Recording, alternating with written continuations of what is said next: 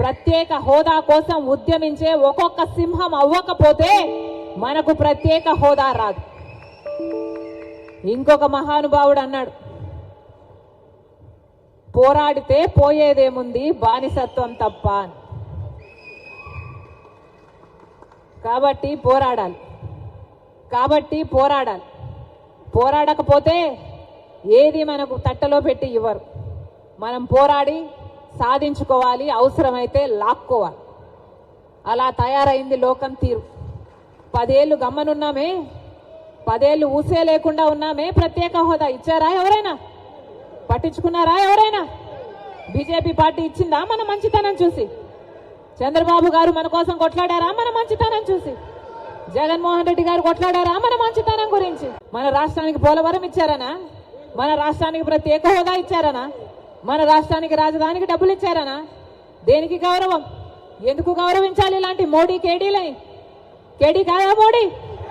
మోసం చేయలేదా ప్రజలని? మోసం చేస్తే ఏమవుతారు? మోసగాళ్ళు గారా? డిఫాల్టర్ను కదా కేడీ అనేది. డిఫాల్టర్ కాదా మోడీ? మనకిచ్చిన వాగ్దానాలలో ఒక్కటైనా నిలబెట్టుకోకపోతే అది డిఫాల్టర్ కాదా? మరి డిఫాల్టర్ని కేడీ అనక ఏమనాలి? మోసం చేసిన వాడిని 420 అనక ఏమనాలి?